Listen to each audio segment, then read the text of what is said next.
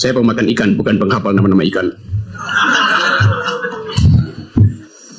Dan bagian paling enak dari ikan adalah bagian kepalanya tuh. Karena kepala ikan lebih berguna dari kepala negara. Saya mulai dengan sedikit suasana lain, karena tadi guru saya, Pak, teman juga, Pak Salim Said, memulai dengan cucuran air mata, atau dia menceritakan sahabatnya Gunawan Muhammad yang bercucuran air mata. Pertanyaan, apa yang disesali itu? Kalau ada lagu Don't Cry For Me Argentina itu semacam tipuan dari Evita Peron waktu itu untuk mengambil kembali semangat dari rakyat yang mulai pudar, tidak lagi percaya pada jenderal yang ada suaminya tuh. Don't Cry For Me Argentina, lu apa liriknya tuh? The truth is I never let you. Itu dasarnya tuh.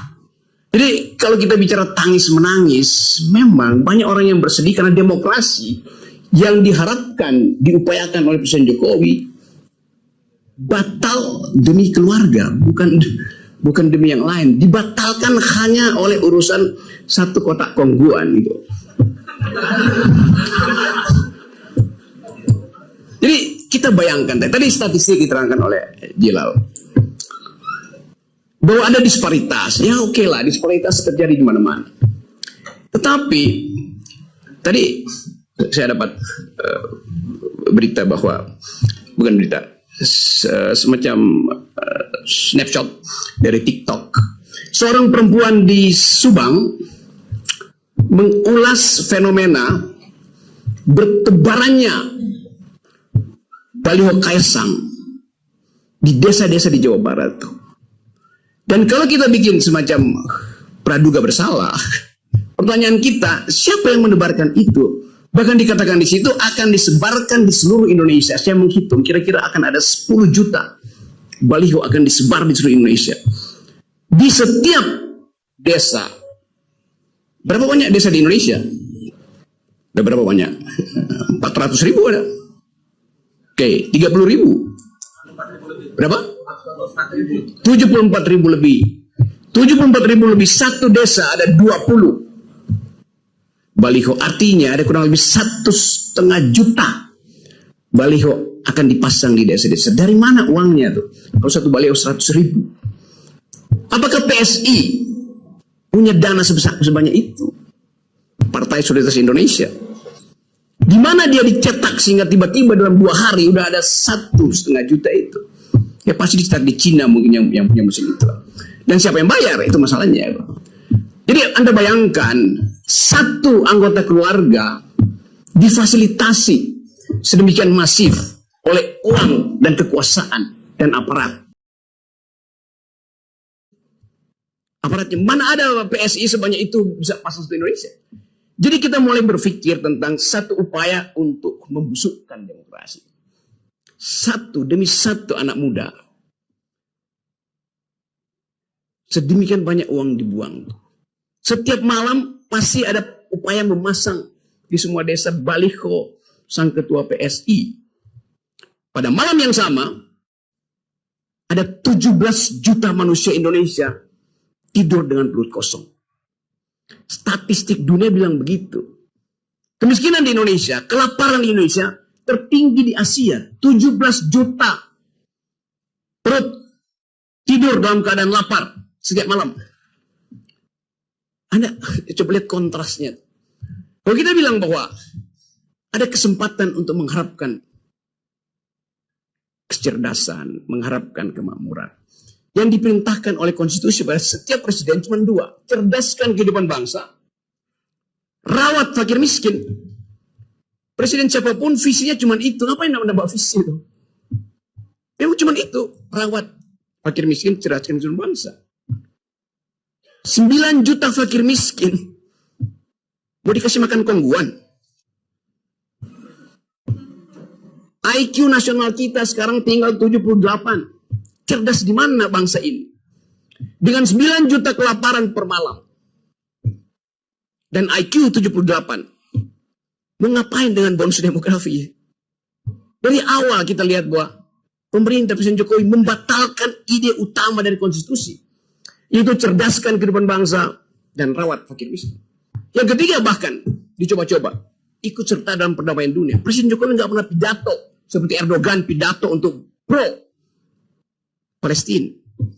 Yang ada di Monas kemarin adalah masyarakat sipil, itu bukan negara. Dan impactnya Pak Jokowi bilangnya kami membela. Ya membela itu tahapan paling awal. Membela tanpa mengirimkan bantuan itu harusnya omong kosong ke Palestina. Korea Utara ngirim, bayangin, komunis bantuin Islam di Palestina. Dia kirim peralatan perang bahkan.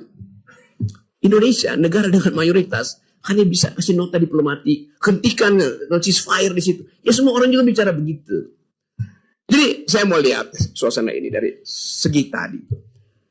Yaitu tadi kita mau lihat apa yang salah di dalam demokrasi kita. Sehingga mereka yang paham tentang value, democratic imperatif, selama 9 tahun diem, dan 2 hari lalu menangis di depan TV. Apa nggak bego tuh? Ngapain nangis? Artinya dari awal dia tidak bisa mendeteksi bahwa dia membeli kucing dalam karung selama 9 tahun. Saya membeli kucing dalam karung dan saya nggak mau beli karena karungnya bolong. Dari awal saya tahu kucing mana yang ada di situ. Kan itu dasarnya gitu kan. Jadi apa yang kita sebut sekarang sebagai upaya untuk menghasilkan dignity, apa namanya, martabat sebagai bangsa, nggak ada satu fasilitas pun di dalam olah pikir kita yang memungkinkan kita percaya bahwa akan ada dignity pasca Jokowi pasca Jokowi di impeach. Kita mesti membayangkan satu radical break hanya mungkin terjadi kalau prosedur demokrasi dibatalkan total. Karena itu prosedur demokrasi sekarang ada peralatan Jokowi untuk memperpanjang dinastinya. Itu prosedurnya. Pakai semua aparat. Jadi kita batalkan dulu prosedur yang dibuat oleh Jokowi, baru Anies bisa menerobos halangan itu. Baru Prabowo bisa lega bahwa dia masuk sebetulnya dalam koridor yang sudah dibersihkan. Baru Ganjar juga bisa berpikir, oh iya saya bukan jadi petugasnya partai. Kan itu dasarnya. Jadi kalau kita mau berpikir radikal tentang demokrasi hari ini, tidak ada hal yang lebih patetik, patologis ketimbang apa yang diperbuat oleh Jokowi di Mahkamah Konstitusi. Karena itu kita menginginkan, dan saya kira harus terjadi satu ucapan yang masuk akal dari Pak Jimli Asidik. Dari forum ini, saya minta Pak Jimli Asidik, Anda asidik bukan as. Itu kita niatkan itu. Karena soal ada keraguan-raguan pada Pak Jimli itu. Dengan mengirim sinyal. Ucapkan aja bahwa saya akan melakukan keputusan yang bersifat radical break. Itu dasarnya, baru kita percaya bahwa dimungkinkan kemuliaan tumbuh lagi. Jimli Asidik bilang bahwa ini republik rasa kerajaan. Kita tunggu konsekuensinya. Kalau dia bikin keputusan yang moderat, itu artinya dia bagian dari punakawan kerajaan. Yes, logikanya begitu. Bicara untuk nyenang-nyenangkan aja. Tapi kita percaya bahwa Jimli Asidik didesain oleh alam semesta untuk jadi messenger, the new kind of democracy itu. Jadi tolong viralkan ucapan saya supaya sampai pada Jimli.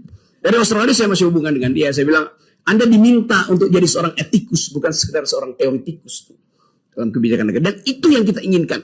Rakyat ini menunggu seorang etikus menumbuhkan kembali harapan. Kesempatan itu ada.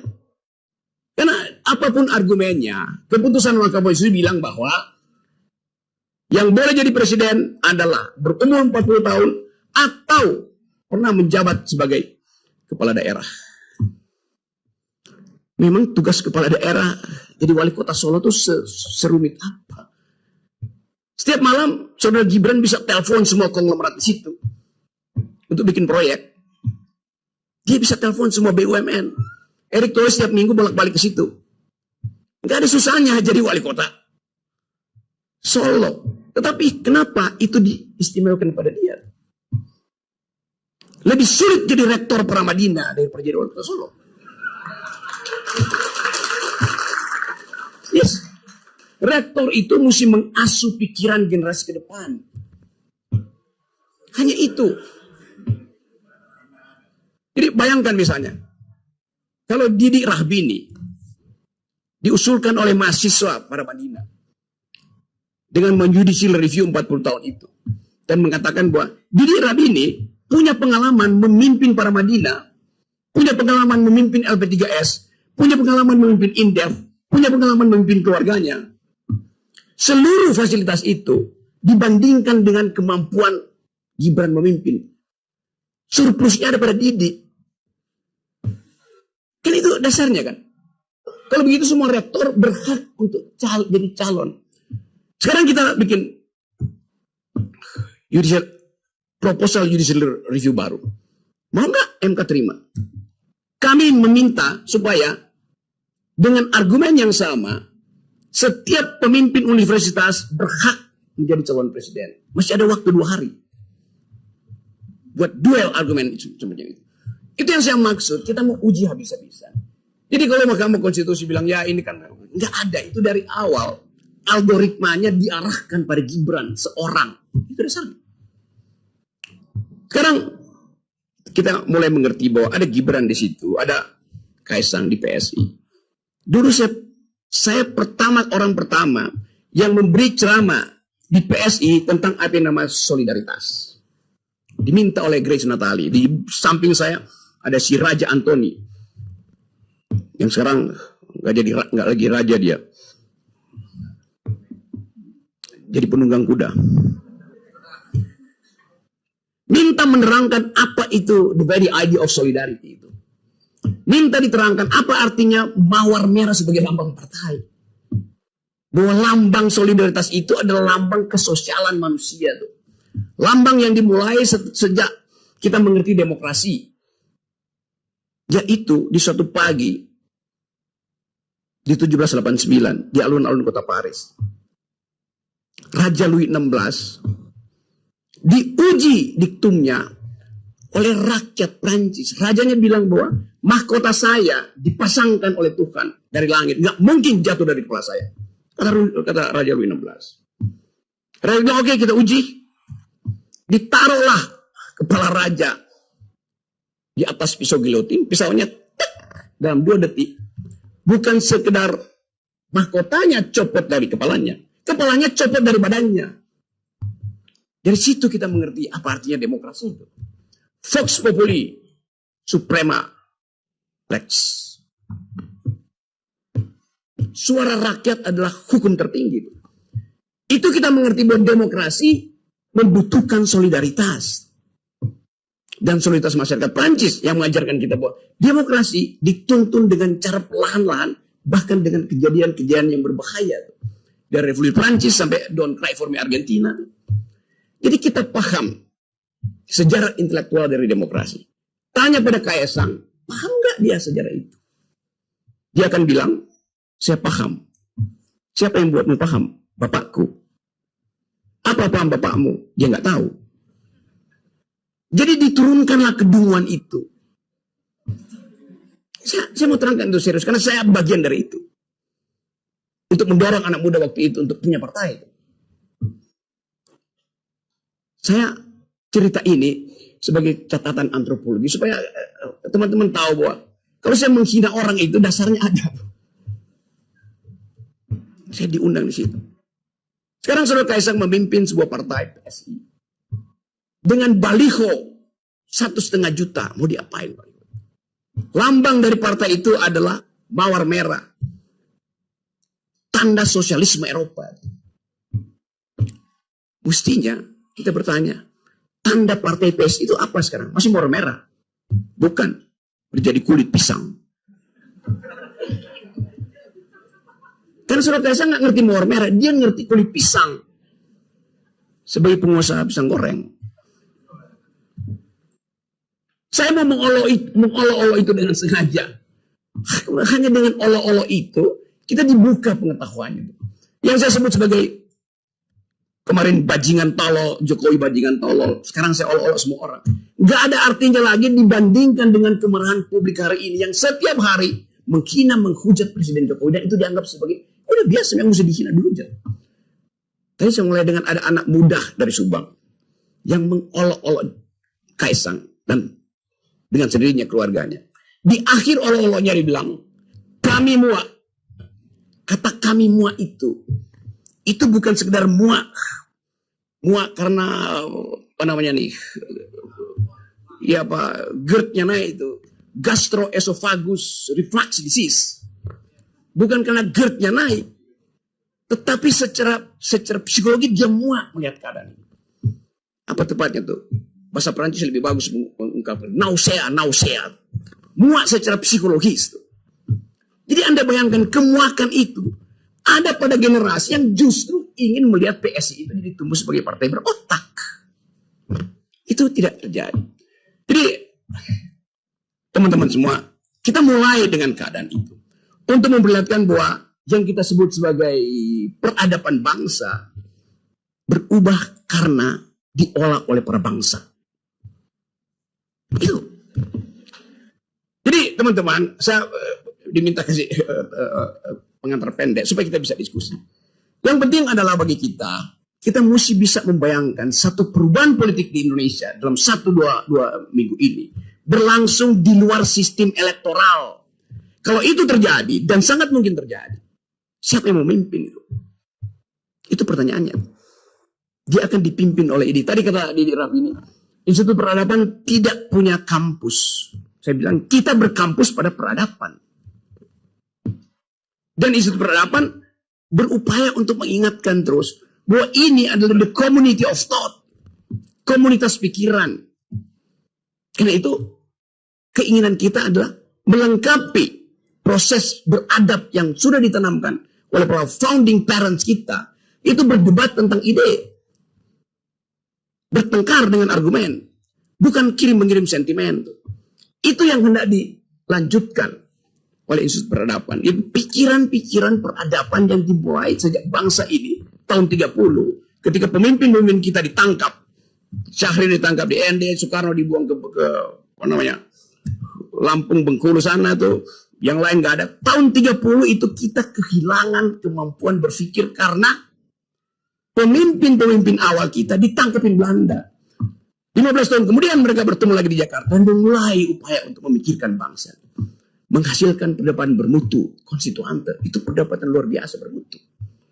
Bayangkan perdebatan itu dibuat demikian memikat. Sehingga kita baca risalah konstituante itu seperti membaca sinetron politik yang sangat bermutu. Debatnya bagus tuh. Seluruh referensi akademis ditaruh di situ. Padahal tidak semua mereka datang di Indonesia akademis, tapi dia membaca. Dan pasti bacaannya bukan Sinchan. Jadi tradisi berpikir itu adalah akar dari peradaban. Tradisi berpikir ada akar dari demokrasi. Karena itu kalau ditanya, apa definisi demokrasi? Demokrasi bukan pemerintahan dari oleh untuk rakyat, bukan. Demokrasi adalah the government of reason through the government by the people. Pemerintahan akal melalui pemerintahan orang. Artinya orang itu harus berakal. Itu dasarnya. Jadi demokrasi hanya mungkin diucapkan oleh mereka yang memanfaatkan akal untuk bertengkar dengan argumen. Dan itu dibenihkan oleh Soekarno, Syahrir, Tan Malaka, Aidit bahkan. Siapa lagi? Kartosuwiryo, Natsir. Ada percakapan bermutu untuk menginstitusikan peradaban pada waktu itu. Sekarang apa yang terjadi? Para pemuda waktu itu berpikir bahwa Indonesia akan dituntun oleh alam pikiran. Pada waktu itu para pemuda berpikir begitu. Karena itu Bung Karno mengatakan, beri saya 10 pemuda, saya akan guncang pikiran dunia. Dan itu yang dipakai oleh Pak Jokowi. Saya beri 1 pemuda, saya jadikan dia wapres. Presiden uji gitu, Pak.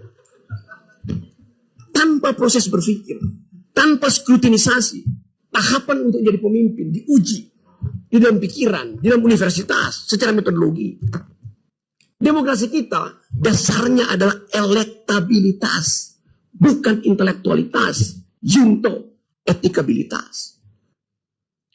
Mana ada demokrasi basisnya adalah elektabilitas. Elektabilitas itu fungsi lembaga survei yang bisa dibayar. Jadi dari awal kita udah ingatkan itu pada bangsa ini. Tapi mereka yang sok jagoan, merasa tokoh-tokoh budayawan, ya saya dulu 9 tahun dibully oleh orang yang menangis kemarin tuh. Terus menerus sama gengnya itu. Sekarang dia bertobat mungkin.